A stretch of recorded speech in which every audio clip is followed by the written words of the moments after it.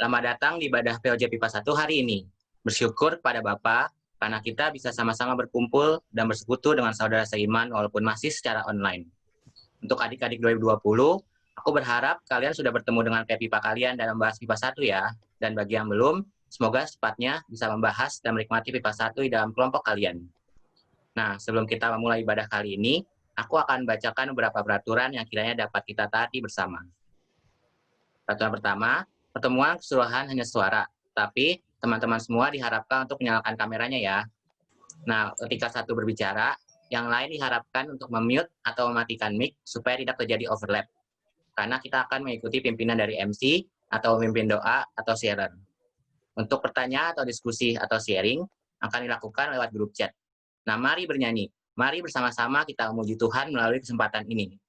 Mari juga menikmati Tuhan dan persekutuan ini secara bersama-sama. Dan terakhir, mohon untuk tidak sambil melihat atau mengerjakan yang lainnya ya, teman-teman. Nah, sekian rules yang perlu ditaati. Sekarang, aku ajak teman-teman untuk bersaat teduh sejenak untuk masuk dalam hadirat Tuhan.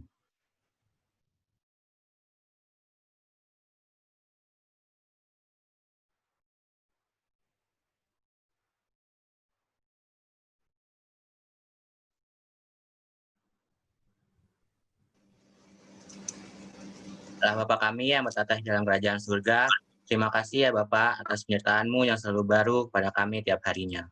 Ya Bapak, kalau di sini sekarang kami berkumpul untuk melaksanakan ibadah POJ PIPA 1 ini, kiranya Engkau yang memimpin jalannya ibadah ini, semoga bisa berjalan dengan lancar. Doa juga untuk sharing firman yang akan disampaikan oleh Bang Daci nantinya, kiranya boleh tertanam di dalam hati kami dan bisa berbuah sehingga bisa kami aplikasikan juga ke dalam kehidupan kami sehari-hari. Tapi juga mungkin untuk teman-teman, kakak, ataupun abang yang masih belum bergabung bersama kami saat ini, kiranya Engkau yang melancarkan setiap urusan mereka, sehingga bisa secepatnya bergabung bersama kami di ibadah kali ini. Nah ya Bapak, kami serahkan pelaksanaan ibadah POJ PIPA 1 ini dalam tangan-Mu dari awal hingga akhir dan nanti. Dalam nama Tuhan Yesus, kami sudah berdoa dan mengucap syukur. Haleluya. Amin. Ingatkah teman-teman semua, kalau kita ini merupakan ciptaan yang serupa dan segambar dengan Allah? Setelah Allah menciptakan manusia, Ia melihat semua yang dijadikannya sebagai ciptaan yang sungguh amat baik. Mari kita sama-sama bersyukur pada Tuhan, karena Ia telah mempercayakan kita sebagai ciptaan yang mencerminkan Sang Pencipta dengan mengangkat pujian kebajikan-Mu.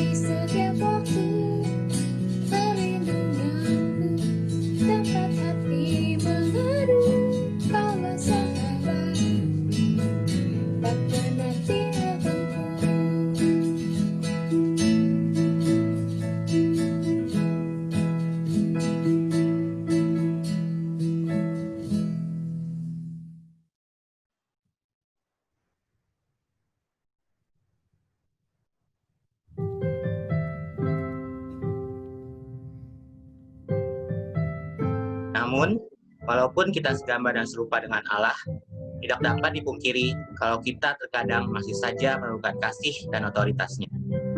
Kita pun masih sering terjerat rantai dosa yang mengikat dan mengekang kita setiap hari.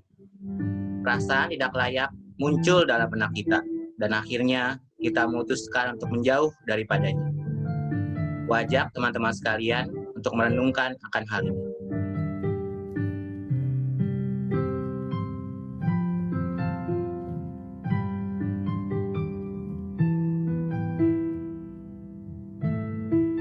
Menyadari keberdosaan kita, mari kita merendahkan hati dan bersedia untuk mengakui setiap dosa-dosa yang sebenarnya telah Tuhan ketahui dengan menyanyikan lagu Selidiki Aku.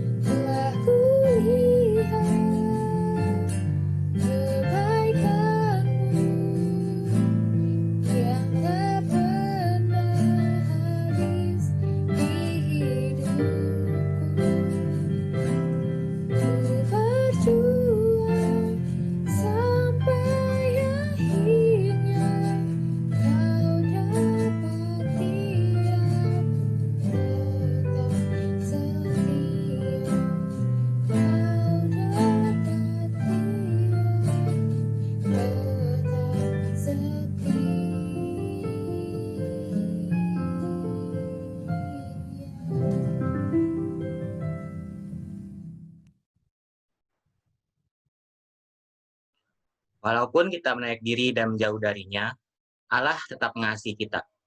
Ia tidak dapat menyangkal dirinya yang adalah kasih. Bukti betapa besarnya kasih Allah ini dapat kita rasakan ketika Ia mengutus anaknya yang tunggal, yaitu Yesus Kristus, untuk turun ke dunia sebagai manusia. Untuk itu, mari kita menyanyikan Kidung Jemaat, Besarlah Kasih Bapakku, sekaligus mempersiapkan hati agar siap ditabur dengan firman Tuhan.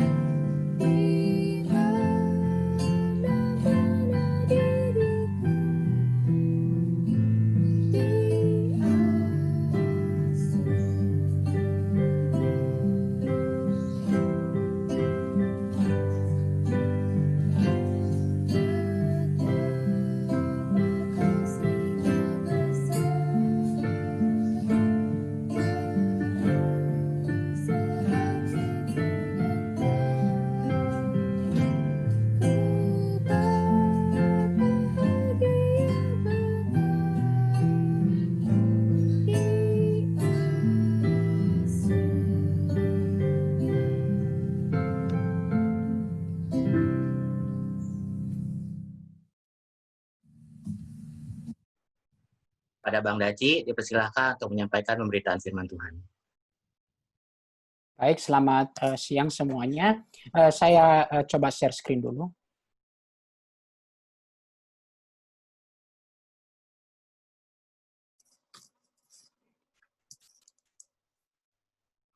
Baik, mari kita berdoa terlebih dahulu. Ya Tuhan, kami membawa pemberitaan firman Tuhan ke dalam tangan-Mu. Kiranya Roh Kudus memimpin kami. Roh Kudus menyadarkan kami akan keberadaan kami. Firman Tuhan hari ini menyadarkan kami keadaan kami sebenarnya, kebutuhan kami yang terdalam, dan di manakah kami mendapatkannya. Tolong kami ya Tuhan, Kalau seringkali dunia menipu kami, bahwa kepuasan, kebutuhan kami dapat dari berbagai hal di dunia ini.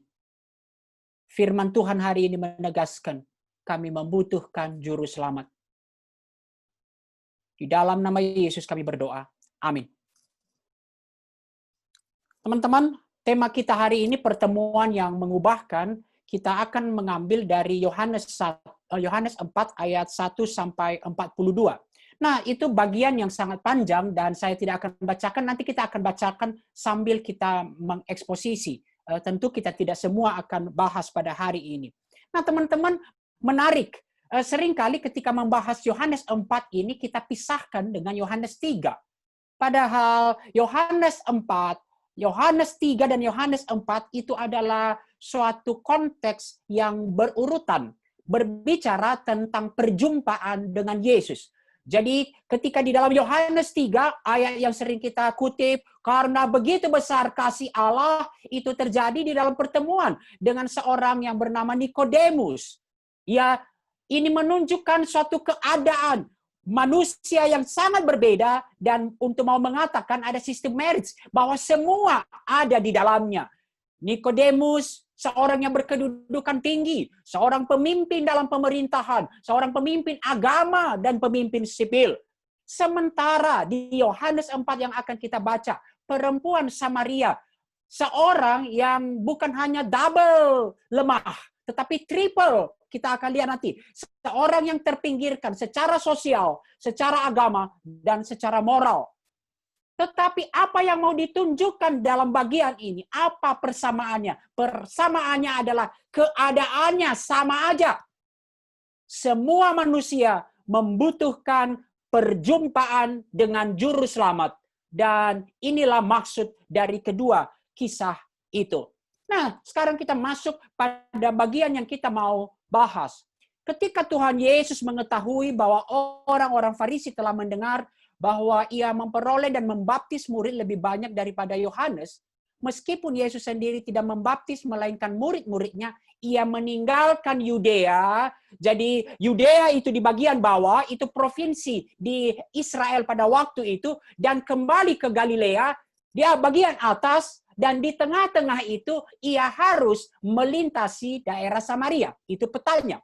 Maka sampailah ia ke sebuah kota di Samaria yang bernama Sikhar, dekat tanah yang diberikan Yakub dahulu kepada anaknya Yusuf. Berarti menunjukkan dahulu Samaria sebenarnya keturunan Yakub. Tetapi kemudian kapan mulai berpisah? Ketika pembuangan, sebagian kemudian tinggal di tanah perjanjian, tidak ikut dibuang, dan yang tinggal kemudian melakukan kawin percampuran sehingga darah mereka mulai bercampur, dan bagi orang Yahudi mereka dianggap najis, kafir. Nah, di situ terdapat sumur Yakub. Yesus sangat letih oleh perjalanan, karena itu ia duduk di pinggir sumur itu hari kira-kira pukul 12. Nah, teman-teman, ini menunjukkan Yesus adalah manusia sejati. Dia letih oleh karena perjalanan, dan ia nanti kita lihat haus. Nah, teman-teman, bagian ini saya berikan subjudul perjumpaan yang dimulai dengan inisiatif Yesus dan disengaja, by design. Kenapa? Teman-teman, perhatikan kata harus. Kata harus di situ, apa sih arti kata harus? Kata harus bukan harus secara geografis. Oke, kenapa? Justru Yesus sengaja mengambil jalur yang tidak biasa dilalui oleh orang Yahudi. Tadi seperti saya katakan. Nah, petanya seperti ini, teman-teman. Ini Yudea, kalau teman-teman melihat, Yudea ini jadi bagian bawah, Galilea. Nah, kalau teman-teman bisa melihat, kemudian di tengah-tengah itu Sichem. Itu Sichem, kemudian disitulah pertemuannya. Nah, itu teman-teman, itulah Samaria. Nah, sebenarnya jalan terpendek dari Yudea ke Galilea adalah melewati Samaria. Tapi bagi orang Yahudi, dia lebih memilih melewati, ada yang biru di depan itu, Sungai Yordan. Jadi dia memilih memutar ke Sungai Yordan supaya tidak melewati Samaria. Kenapa? Melewati Samaria najis. Itu yang kita baca nanti di ayat berikutnya. Nah, tetapi lihat, by design, apa yang dihindari orang, apa yang tidak biasa, Yesus justru sengaja mengambil jalur yang tidak biasa dilalui orang Yahudi. Maka dari sini kita lihat, perjumpaan dengan Allah selalu inisiatif dari Allah. Maka kita lihat kemudian, ini memberikan suatu gambaran kepada kita. Apakah perjumpaan dengan Allah itu tidak hanya dimulai dengan inisiatif. Yesus by design benar-benar melakukan di sana. Tetapi Yesus melakukan perjumpaan yang radikal. Mari kita lihat. Maka datanglah seorang perempuan Samaria hendak menimba air. Kata Yesus kepadanya, berilah aku minum. Sebab murid-muridnya telah pergi ke kota membeli makanan. Maka kata perempuan Samaria itu kepadanya, masakan engkau seorang Yahudi minta minum kepadaku, seorang Samaria? Sebab orang Yahudi tidak bergaul dengan orang Samaria. Kenapa orang Samaria? Najis, walaupun awalnya keturunan Yakub juga. Nah, teman-teman, mari kita lihat. Perjumpaan radikal melampaui hubungan bicara sosial dan budaya. Dari mana kita tahu? Orang Samaria, perempuan Samaria itu aja heran. Masa akan sih kamu minta orang Yahudi, kamu minta kepada saya? Nanti kita lihat ketika murid-muridnya kembali di ayat 27. Para murid juga heran. Bicara dia dengan perempuan Samaria. Teman-teman, lihat. Ada 3 halangan besar yang tidak terseberangi. Apa itu?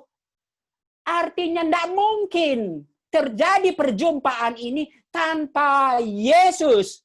Inisiatif dan langkah radikal yang dilakukan oleh Yesus. Secara ras, orang Yahudi bermusuhan, musuh bebuyutan dengan Samaria.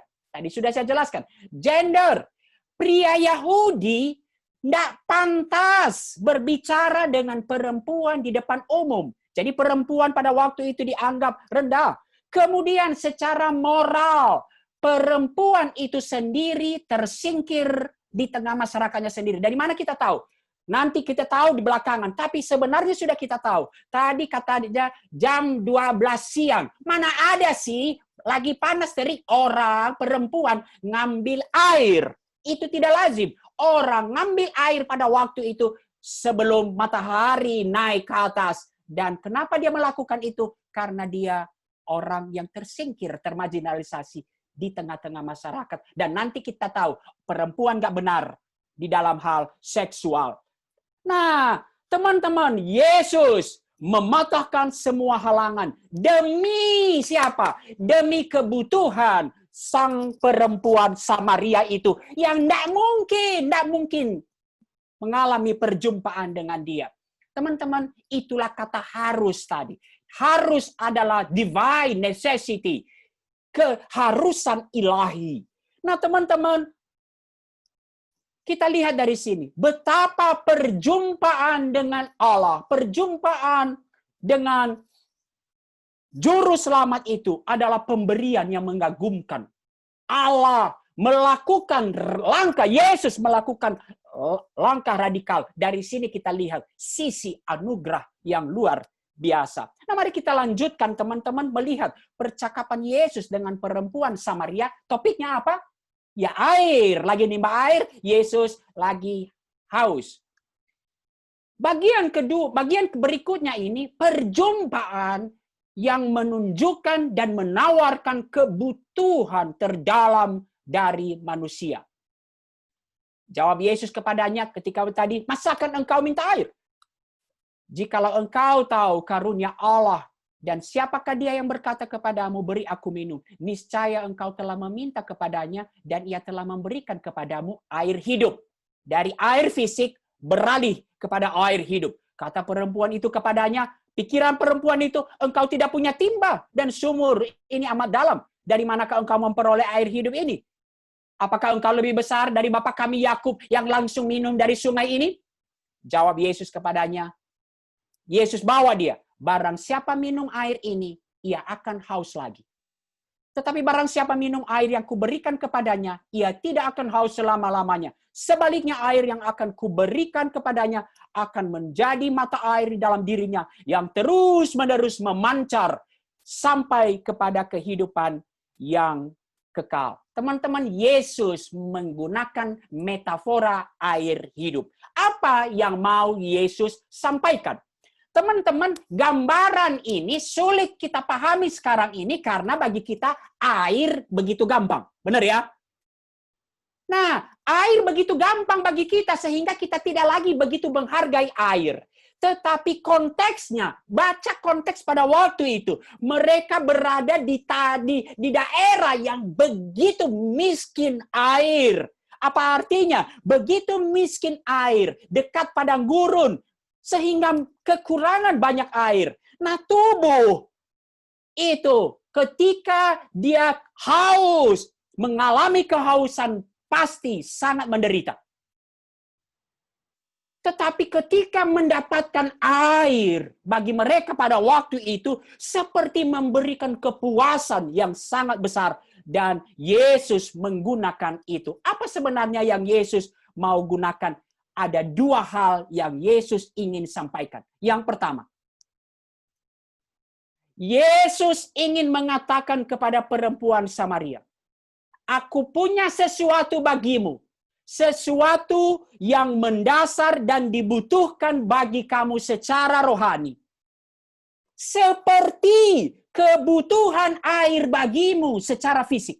Orang-orang yang begitu merindukan air pada waktu itu. Apa artinya? Kalau tanpa air fisik kamu mati secara fisik, maka mau dikatakan, tanpa ini aku punya sesuatu yang jauh lebih mendasar daripada sekedar air secara fisik, kebutuhan secara fisik. Dan kalau kamu tidak mempunyai ini, kamu akan pasti mati yang lebih mengerikan. Teman-teman, itu dia yang pertama. Apa itu kehidupan yang sejati?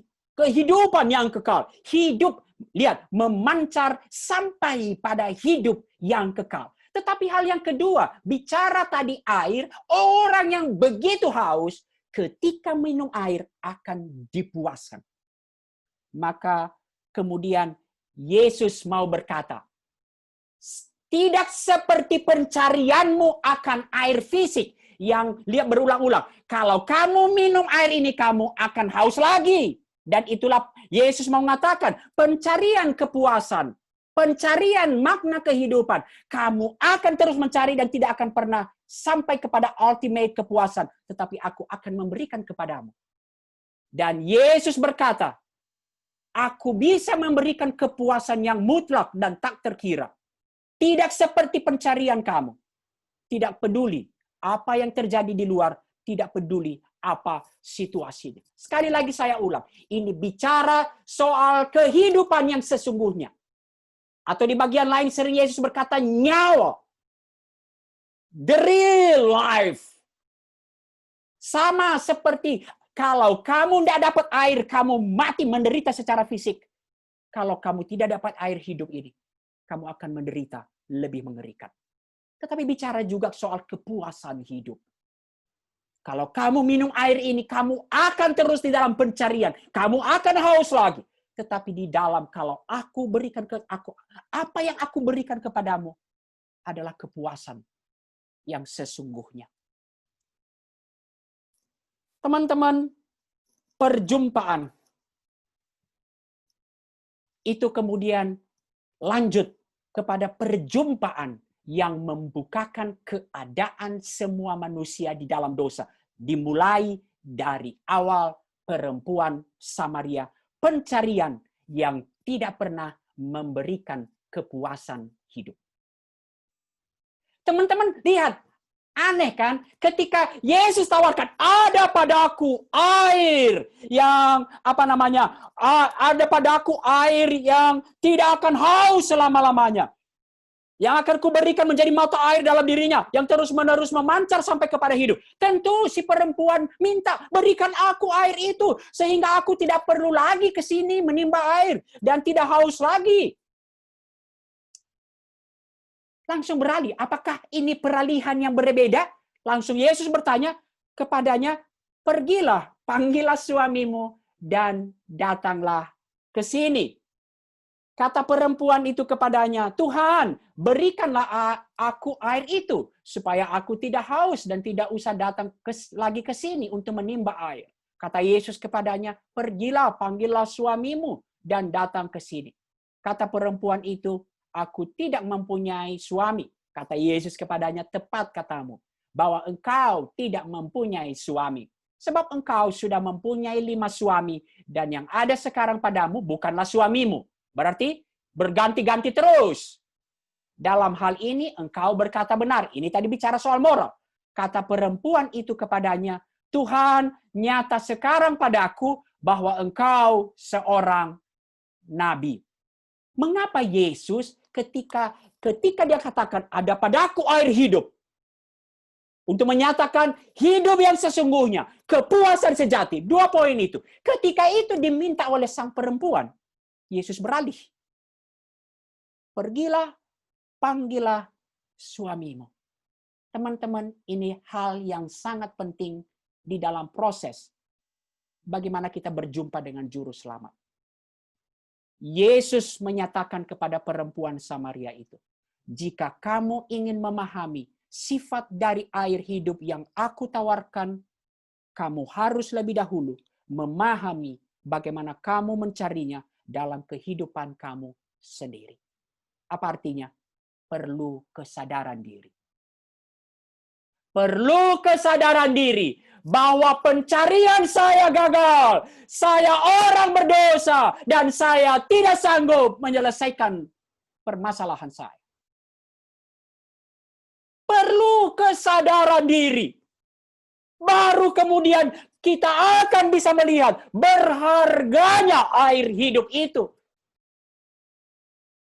Wow, teman-teman, di dalam banyak hal ketika bicara soal juru selamat, manusia perlu disadarkan bahwa kamu berdosa, kamu butuh juru selamat. Keadaanmu dan segala usahamu, pencarianmu termasuk pencarian juru selamat, nanti kita akan lihat. Siap. Teman-teman, 2 poin selalu ya hari ini. Juru keadaan, makna hidup yang sesungguhnya. Berbicara nanti sampai kepada kehidupan kekal. Tetapi juga kepuasan hidup sekarang, kini, dan saat ini. Di tempat ini. Teman-teman, perempuan itu sedang disadarkan akan keberadaannya. Perempuan itu disadarkan semua pencarian akan makna hidup, akan kepuasan berakhir sia-sia. Tunjuk lihat, udah berapa suamimu? 5. Dan yang sekarang nggak juga memberikan kepuasan. Manusia pada dasarnya siapapun adalah makhluk yang mencari. Dia mencari di mana dia menemukan kepuasan, di mana dia menemukan makna hidupnya. Dan dunia selalu menawarkan bahwa kepuasan adalah di luar Tuhan, dan itulah hakikat dosa. Alkitab menunjukkan hal ini kepada kita. Di dalam dosa, kita tidak pernah puas dan ujungnya kebinasaan kekal. Teman-teman, Yesus mau mengatakan kepada perempuan Samaria, menyadarkan perempuan Samaria itu, pencarian kepuasan di luar Tuhan, itulah hakikat dosa. Sia-sia dan berujung kepada kebinasaan. Teman-teman, inilah hakikat dosa. Dosa mencari kepuasan di luar Tuhan. Ini pencarian manusia.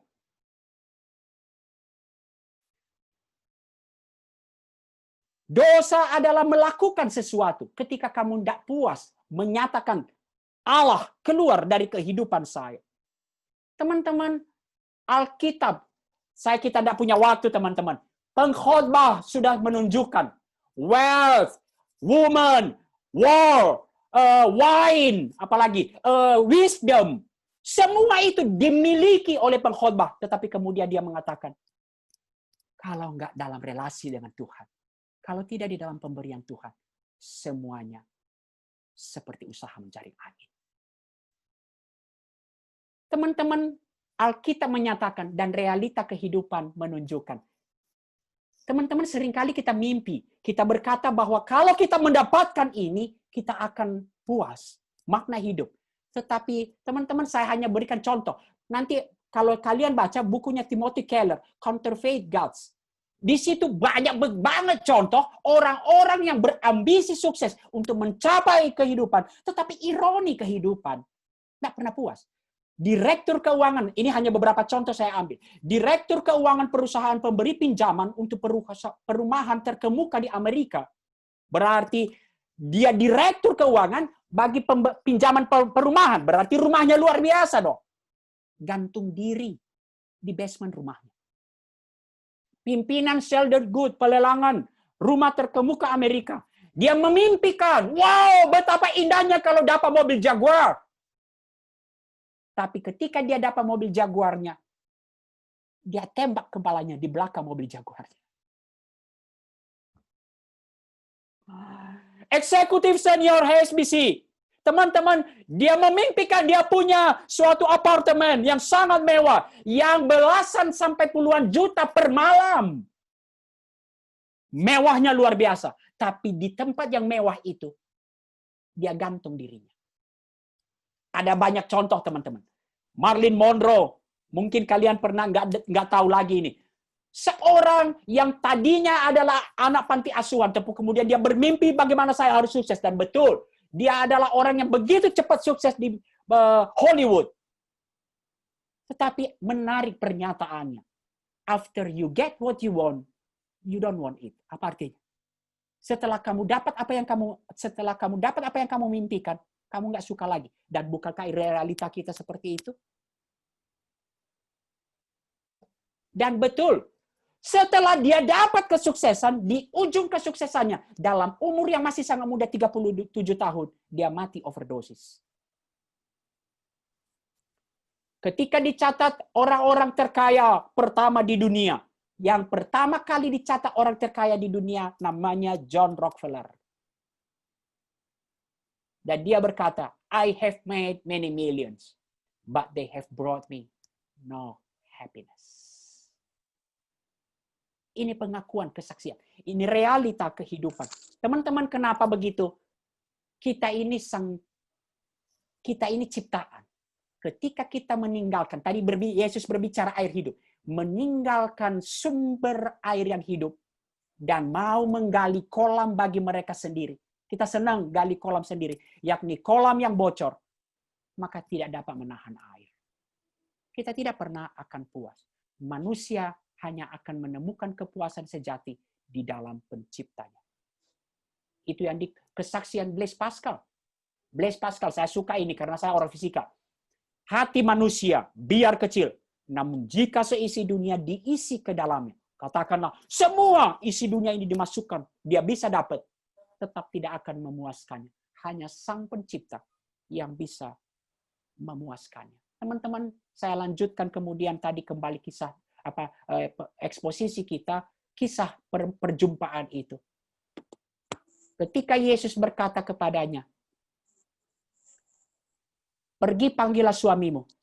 Kemudian tepat katamu bahwa engkau tidak mempunyai suami, tentu perempuan itu kaget. Yesus menunjukkan pengenalan yang luar biasa kepada perempuan Samaria itu. Sekaligus mau menyatakan kasihnya. Dan pada titik ini, perempuan Samaria itu terkejut.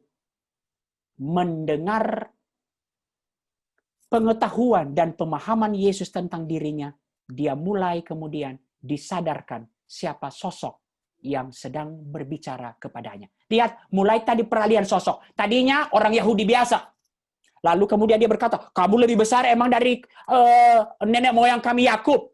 Sekarang dia mulai, wah ini pasti nabi. Kenapa?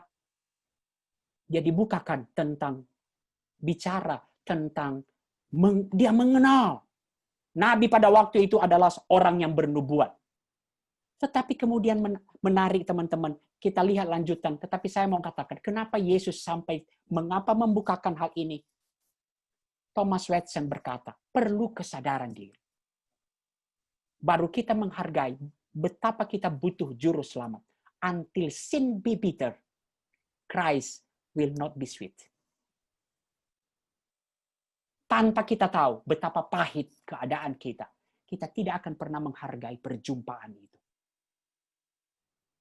Sekarang mari kita lanjutkan teman-teman. Ketika berkata, wow, engkau seorang nabi. Kalau nabi, maka diskusinya sekarang beralih kepada siapa? Kepada hal-hal teologis, kepada hal-hal agama. Dan dia mulai. Ketika dia mengatakan sekarang nabi, diskusi beralih kepada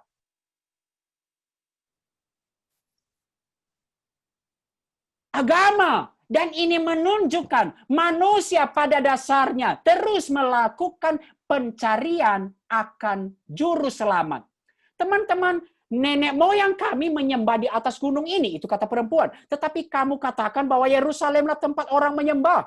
Kata Yesus kepadanya, percayalah kepada aku, hai perempuan, saatnya akan tiba bahwa kamu akan menyembah Bapa di gunung ini dan bukan juga di Yerusalem.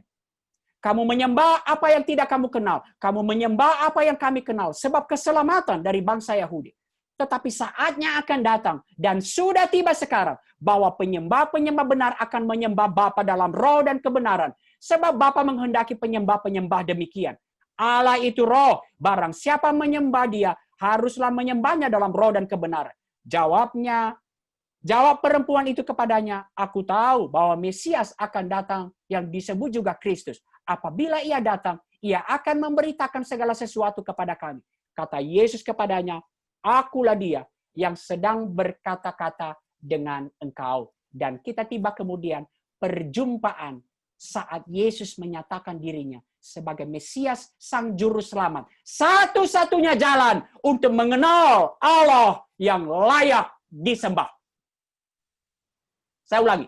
Perjumpaan saat Yesus menyatakan dirinya sebagai Mesias, Sang Juru Selamat, satu-satunya jalan untuk mengenal Allah yang layak disembah. Dari mana kita tahu? Teman-teman, seperti saya katakan tadi, ketika Nabi ya berbicara tentang agama, dan lihat kebingungannya, kami orang-orang Samaria menyembah Allah di gunung ini. Dan kalian orang-orang Yahudi menyembah Allah di Yerusalem, di bait Allah. Mana yang benar? Dan Yesus kemudian menunjukkan kepadanya. Teman-teman, apa yang pertama yang mau kita katakan? Pada dasarnya manusia adalah makhluk penyembah. Manusia tinggal memilih yang dia sembah apa. Pada dasarnya manusia adalah makhluk penyembah. Tetapi di dalam dosa, lihat, kamu tidak mengenal. Di dalam dosa, manusia tidak akan pernah sanggup mengenal Allah yang hidup itu. Dan itu yang dikatakan. Kamu menyembah apa yang kamu tidak kenal. Tetapi poin yang lebih penting kemudian, ini dia teman-teman. Allah yang layak disembah hanya dikenal melalui Mesias.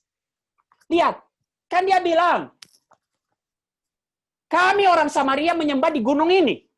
Kalian orang Yahudi di bait Allah Yerusalem. Dan Yesus menyatakan, tidak di gunung, tidak di bait Allah, tetapi melalui pribadi. Dia melalui pribadi.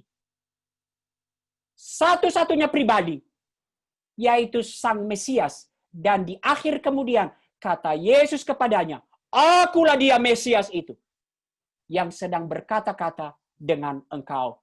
Yesus mau menyatakan, engkau hanya bisa mengenal dan menyembah Allah melalui pribadi. Bukan soal bangunan fisik, bukan soal tempat. Pribadi, yaitu Yesus sendiri, Sang Mesias, Juru Selamat. Teman-temanku, perempuan Samaria adalah orang berdosa. Yang tidak sanggup mengenal Allah. Di dalam pencariannya tidak sanggup mengenal Allah.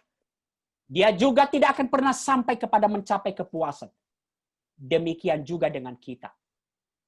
Dan sama seperti perempuan Samaria yang terus melakukan menjadi juru selamat. Dia mengatakan kami menyembah di gunung ini. Dia terus melakukan pencarian.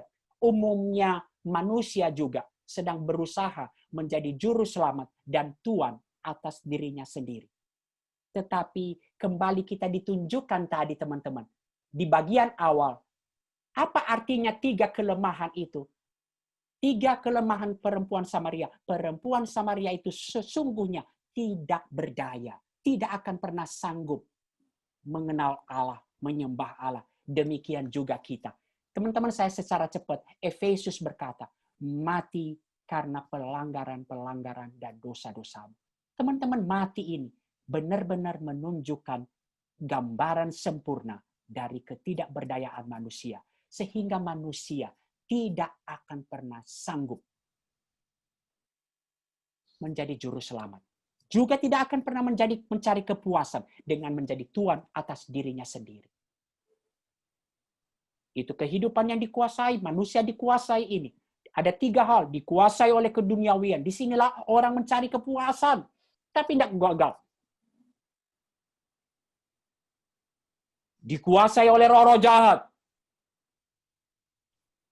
Dikuasai oleh kedagingan. Ketika kami hidup dalam hawa nafsu daging dan menuruti kehendak daging dan pikiran kami yang jahat. Dan ujungnya, pada dasarnya, orang-orang durhaka yang mendatangkan harus dimurkai. Teman-teman, bagian ini kemudian menunjukkan kepada kita. Maka sama seperti perempuan Samaria. Yesus berkata kepada kita hari ini, menyapa kita. Engkau butuh air hidup.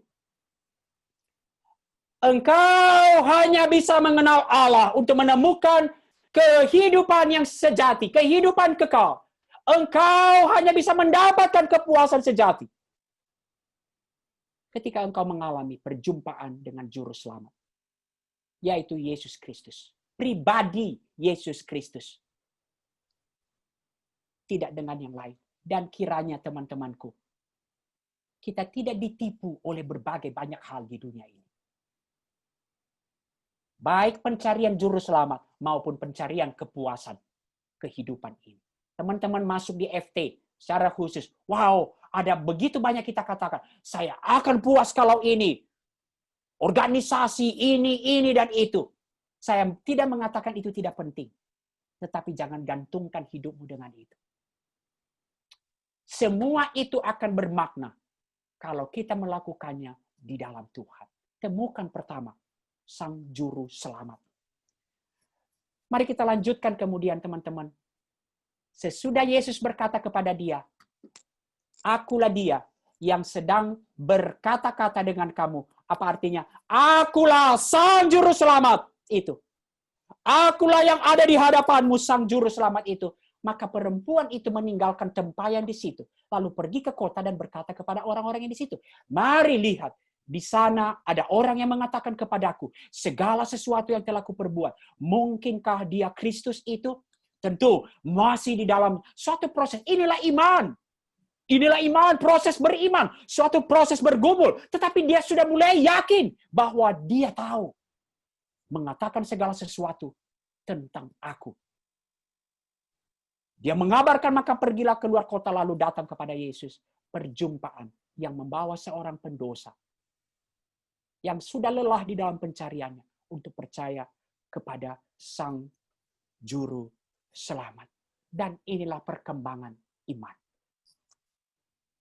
Awal pertama dia mengatakan seorang Yahudi. Apakah kamu lebih besar dari nenek moyang kami Yakub sehingga kamu nggak punya timba pun bisa minum dari sini? Lalu kemudian Nabi, lalu dia bicara mengenai agama, bagaimana mengenal Allah. Dia mulai dibukakan Mesias. Dan nanti sampai ayat 42, Savior of the world. Ketika dia menyaksikan. Lalu kemudian teman-teman, kita sampai pada bagian akhir kemudian. Aku mengutus kamu.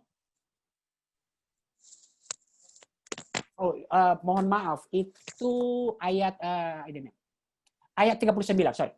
Dan banyak orang Samaria. Ada beberapa ayat yang percakapan dengan murid saya lewatkan. Dan banyak orang Samaria dari kota itu telah menjadi percaya kepadanya, kepada Yesus. Karena perkataan perempuan itu yang bersaksi bahwa ia mengatakan kepadaku segala sesuatu yang telah kuperbuat. Lihat, pertama mereka percaya karena perkataan perempuan itu. Tetapi perjumpaan dengan juru selamat tidak pernah karena kesaksian. Harus sampai kepada apa? Ketika orang-orang Samaria itu sampai kepada Yesus, mereka meminta kepadanya supaya ia tinggal pada mereka dan ia pun tinggal di situ 2 hari lamanya. Dan lebih banyak lagi orang-orang yang menjadi percaya karena perkataannya. Ayat 42 kembali kunci. Bahwa perjumpaan dengan Yesus itu haruslah perjumpaan personal dengan pribadi Yesus. Dan mereka berkata kepada perempuan itu sekarang, kami percaya, tetapi bukan lagi gara-gara karena apa yang kamu katakan. Sebab kami sendiri telah mendengar dia, dan kami tahu bahwa dialah benar-benar juru selamat dunia. Teman-teman, perjumpaan, inilah tema kita kemudian menyimpulkan semua. Perjumpaan yang mengubahkan hidup. Pertama, transformasi hidup perempuan Samaria. Seorang perempuan Samaria yang sama sekali tidak punya harapan. Tak berdaya. Dia triple kelemahan. Tidak mungkin mengenal Sang Juru Selamat. Tetapi oleh inisiatif, oleh langkah radikal yang menunjukkan kasih dari Yesus. Yesus menunjukkan kebutuhan terdalam. Yesus menyadarkan keberadaan dia. Bahwa kamu orang berdosa, butuh juru selamat. Semua usahamu sia-sia. Dan sampai kemudian Yesus menyatakan diri, akulah dia. Mengalami perjumpaan secara personal. Itulah dia. Dan sekarang sang perempuan Samaria tidak hanya meyakini sendiri. Dia pergi untuk mengabarkan, memberitakan, menyiarkan. Orang yang mengalami perjumpaan dengan Tuhan diubahkan akan terus dengan semangat bercerita tentang bagaimana Allah mengubah kehidupannya. Dan itulah terjadi kemudian. Transformasi. Ada banyak orang di Samaria, di kampungnya, di kota itu, kemudian mengenal Yesus dengan mengalami perjumpaan secara personal dengan Yesus. Kita masuk kepada bagian akhir, kemudian teman-teman, refleksi bagi kita hari ini. Teman-teman, mengapa perempuan Samaria itu menemukan keselamatan? Karena Yesus haus. Kalau Yesus tidak haus, dia tidak akan pergi ke sumur. Dan perempuan itu tidak akan menemukan air hidup. Pertanyaan saya, mengapa Yesus haus? Wow, kalau saya kemudian merenungkan ini. Karena Anak Allah, pencipta langit dan bumi, telah mengosongkan dirinya. Mengambil rupa menjadi manusia. Turun, aku haus. Kini lebih dari terputus bapaknya. Ketika dia berteriak, Allahku, Allahku, mengapa engkau meninggalkan aku? Mengapa? Karena dia sedang menanggung hukuman dosa yang layak kita dapatkan demi dosa-dosa kita. Di sana dia terputus dari Bapa demi kita mendapatkan sumber air hidup. Ia datang. Allah, bayangkan Allah sang pencipta pemilik. Bagaimana mungkin dia bisa haus? Tapi itu semua dia lakukan demi engkau. Dan saya, tidak hanya perempuan Samaria. Orang berdosa yang demi sama seperti Nikodemus bisa memperoleh sumber air hidup. Karena Kristus mengalami rasa haus kosmis di atas salib. Sehingga rasa haus rohani Anda dan saya bisa dipuaskan. Karena dia mati, kita bisa dihidupkan, dilahirkan kembali. Kenapa dia datang? Paulus berkata dalam surahnya kepada Timotius, Kristus Yesus datang ke dalam dunia untuk menyelamatkan orang berdosa, seperti perempuan Samaria, seperti Nikodemus, seperti Anda, seperti saya. untuk kamu, teman-temanku. Lalu bagaimana? Seperti perempuan Samaria, disadarkan akan keberadaan. Seperti Paulus berkata, akulah yang paling berdosa. Tetapi kemudian datang yang kemudian percaya kepadanya untuk mendapatkan hidup yang kekal. Saudaraku, betapa ajaib kasih Allah. Kasih yang luar biasa anugerahnya. Itu dikatakan di unconditional love. Benar-benar akan tetapi Allah menunjukkan kasih-Nya kepada kita. Oleh karena Kristus telah mati untuk kita. Ketika kita masih berdosa, apa artinya? Ini sesuatu yang nggak mungkin. Sama seperti perempuan Samaria. Bagaimana orang yang memberontak kepada Allah bisa mengenal dan menyembah Allah? Lihat ya. Sama seperti perempuan Samaria. Mungkin kita tidak hanya triple masalah. Bagaimana orang yang memberontak kepada Allah bisa menyembah Allah? Dan Yesus berkata, Allah menunjukkan kasih-Nya kepada kita. Oleh karena Kristus telah mati untuk kita. Ketika kita masih berdosa. Dan kiranya kemudian teman-teman memahami dan mengalami betapa ajaibnya yang Kristus telah lakukan bagi kita. Melakukan langkah radikal. Allah menjadi manusia. Dan mati bagi kita. Kiranya kita mengalami perjumpaan dengan Kristus yang mengubahkan hidup. Saya rindu teman-temanku. Masuk FTUI suatu hal yang besar. Wow, kita bisa loncat, kita rayakan. Tetapi kiranya seperti pengalaman saya puluhan tahun. Seorang anak kampung. Dari kampung yang gak ada harapan masuk UI. Ketika masuk UI, wow, suatu hal yang besar. Tetapi ada satu hal yang jauh lebih besar kemudian. Kiranya masa kesempatan engkau di FTUI adalah masa menemukan satu hal yang jauh lebih berharga dari sekedar masuk FTUI. Yaitu engkau beroleh kehidupan yang kekal, kehidupan yang sesungguhnya. Dan itu hanya di dalam perjumpaan secara pribadi dengan Yesus Kristus. Dan kiranya kemudian perjumpaan itu mengubahkan hidup. Seperti kemudian Efesus 2:10. Kita memaknai kemudian kuliah-kuliah kita. Melakukan pekerjaan baik yang dipersiapkan Allah sebelumnya. Saya tidak mengatakan kuliah tidak ada gunanya. Kuliah baik. Mari kita maknai semua. Kuliah, apapun pelayanan kita, organisasi, semua teman-teman.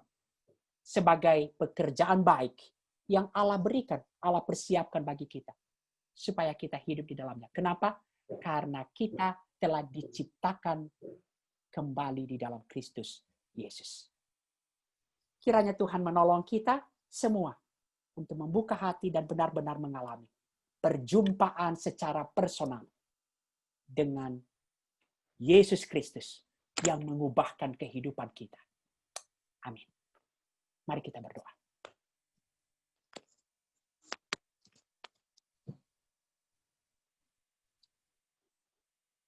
Kami sungguh bersyukur untuk kebenaran firman Tuhan pada hari ini. Kiranya kami benar-benar menyadari ya Tuhan, keadaan kami tidak lebih baik daripada perempuan Samaria. Bahkan mungkin keadaan kami jauh lebih buruk daripada perempuan Samaria.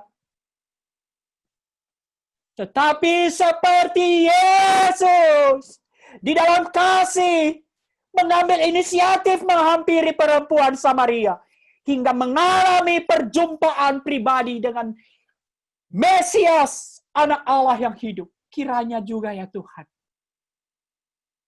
Kesempatan kami masuk FTUI adalah suatu momentum.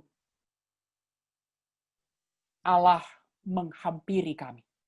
Dan kami mengalami perjumpaan pribadi. Perjumpaan pribadi dengan Tuhan. Yang mengubahkan kehidupan kami. Yang menolong kami ya Tuhan. Bahwa kami memiliki kehidupan kekal. Kehidupan yang puas di dalam Tuhan. Terpujilah Engkau ya Tuhan. Kiranya Roh Kudus menolong kami untuk membuka hati kami. Menyambut kebenaran firman Tuhan ini. Amin. Saya kembalikan kepada MC.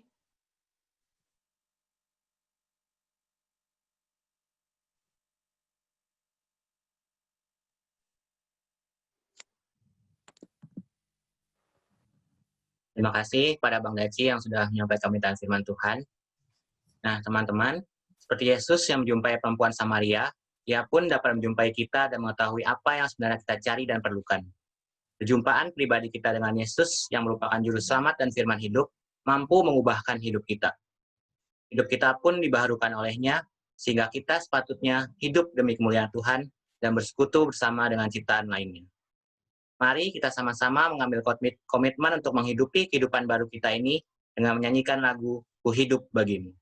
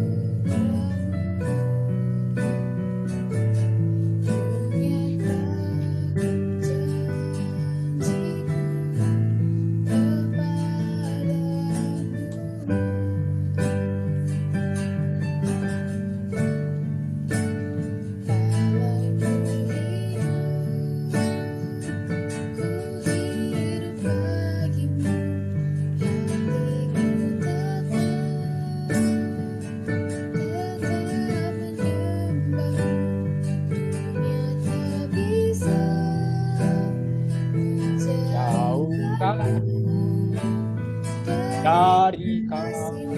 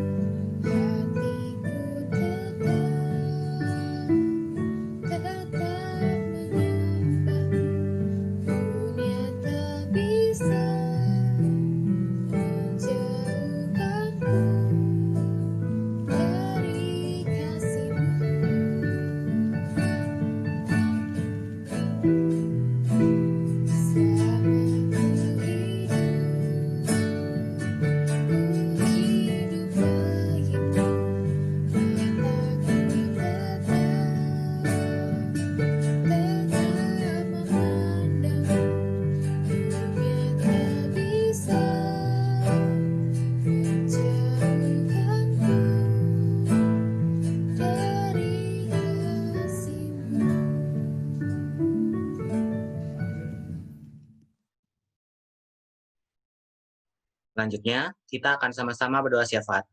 Pada Bang Andri, persilakan untuk memimpin kita berdoa. Baik teman-teman, mari kita siapkan hati dan pikiran kita bersatu di dalam doa. Allah Bapa yang bertata tinggi dalam kerajaan surga, kami bersyukur Bapa atas kasih karunia yang berlimpah di kehidupan kami Bapa. Terima kasih atas penyertaan-Mu yang telah menyertai kehidupan kami dan aktivitas kami, mulai dari kami bangun pagi hingga kini kami melaksanakan ibadah POJ Pipa 1 ini Bapa. Kiranya Engkau memberkati kami Bapa, Engkau berikan kami hikmat serta pengetahuan agar bisa memaknai firman-Mu yang telah disampaikan oleh Bang Daci, sehingga kami dapat mengaplikasikannya di dalam kehidupan kami sebagai mahasiswa di FTUI. Berkati untuk pembicara Bapak pada hari ini, Bang Daci yang menyampaikan firman-Mu, dan kami juga Jemaat PO FTUI yang telah mendengarkan sebagian dari firman-Mu, agar kiranya firman-Mu tetap diam di dalam diri kami, dan bisa kami laksanakan di sepanjang kehidupan kami. Teman-teman, hari ini ada 3 pokok doa. Aku minta teman-teman kita mendoakan bersama-sama. Pokok doa yang pertama, pemerintah memutuskan akan tetap mengadakan pilkada serentak pada tanggal 9 Desember nanti. Mari kita berdoa agar kiranya pelaksanaan pilkada ini tidak menjadi klaster penyebaran virus corona. Kita juga berdoa agar semoga pihak pemerintah bisa menerapkan protokol kesehatan yang tepat dan menyediakan APD yang cukup saat melaksanakan nantinya. Berdoa juga teman-teman semoga pilkada ini bisa berjalan dengan lancar dan aman tanpa adanya ancaman dari pihak manapun. Untuk pokok doa ini aku ajak teman-teman untuk berdoa bersama.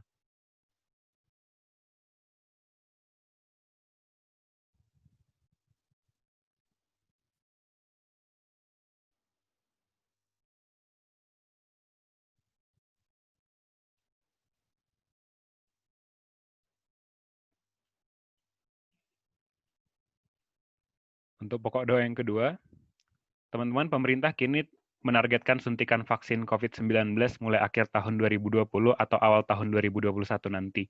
Dan kini telah menyiapkan rencana untuk rincian vaksinasi tersebut. Mari kita berdoa teman-teman agar vaksinasi COVID-19 nanti dapat segera dilakukan dengan prosedur yang baik dan terarah. Kita juga berdoa agar pemerintah beserta tim medis nantinya yang berperan langsung dalam pembuatan vaksin dapat bekerja dengan baik dan terkhusus untuk masyarakat penderita virus corona di negara Indonesia ini agar dapat segera pulih dan sehat lewat treatment dan obat-obatan yang diberikan. Untuk pokok doa yang kedua ini, aku ajak teman-teman untuk kita berdoa bersama-sama.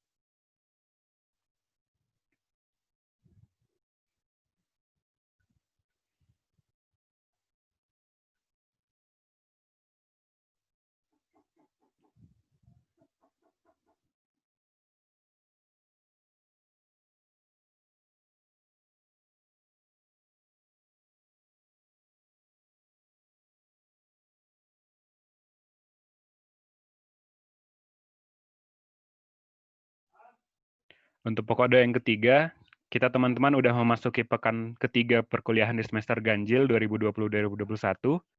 Banyak hal teman-teman yang sudah kita kerjakan sebagai mahasiswa, khususnya teman-teman mahasiswa baru 2020, yang sudah melaksanakan perkuliahan di semester 1 ini, dan kini mereka tengah mengikuti rangkaian masa bimbingan di FTUI.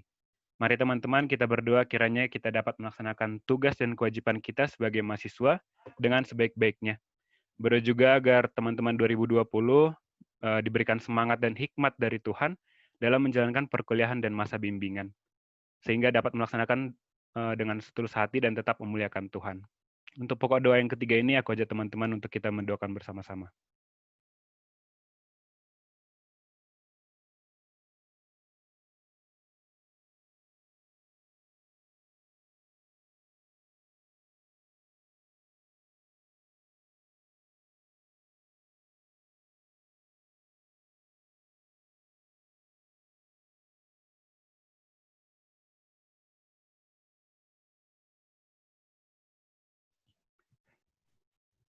Terima kasih Tuhan, inilah doa kami. Kiranya Kau berkati Bapa setiap pekerjaan kami berikutnya, agar tetap bisa terlindungi oleh-Mu dan bisa memuliakan Engkau lewat pekerjaan-pekerjaan kami. Terima kasih Bapa, di dalam nama anak-Mu Yesus Kristus, kami telah berdoa dan bersyukur.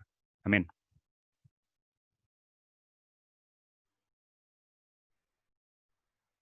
Terima kasih kepada Bang Andri. Saat ini, mari kita dengarkan beberapa warta dan pengumuman yang akan disampaikan oleh pewarta. Pada Bang Joseph, persilahkan.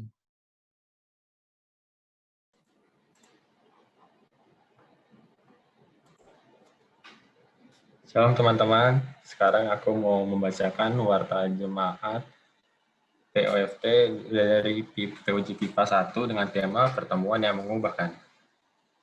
Nah, untuk pelayannya tadi ada Bang Nicholas Daci sebagai sharer, ada Ivan sebagai MC, ada Christine sebagai singer, Grace sebagai pianis, Andreas sebagai gitaris, Joseph sebagai operator, dan Andri Purba sebagai pendoa syafaat.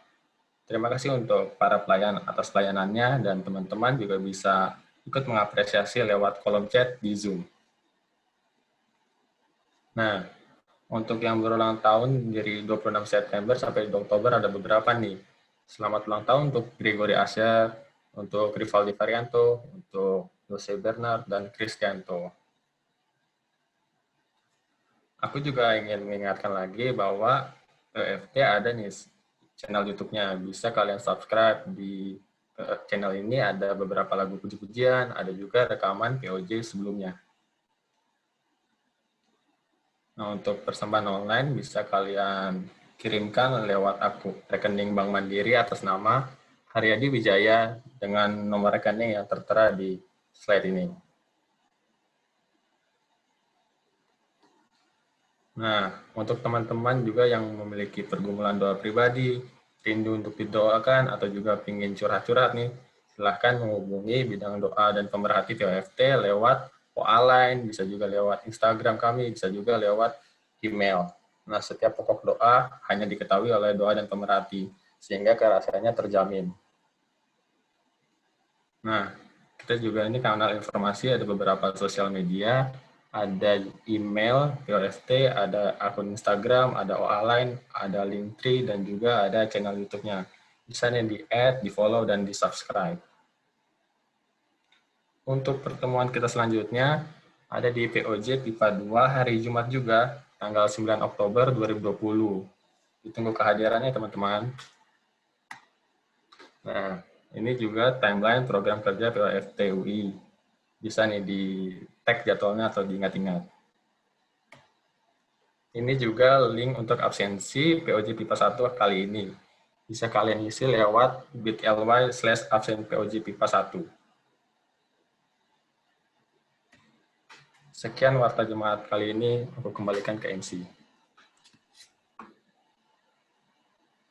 Nah, seperti yang sudah disampaikan oleh Bang Joseph, jangan lupa untuk bersekutu kembali di PLJ PIPA 2 minggu depan ya. Ajak teman-teman, kakak, abang, gebetan, sahabat, dan semuanya untuk sama-sama hadir. Jangan lupa juga untuk mengisi absensi yang di link yang telah disediakan ya.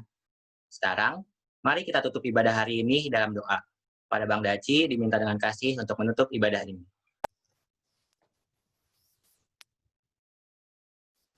Mari kita berdoa.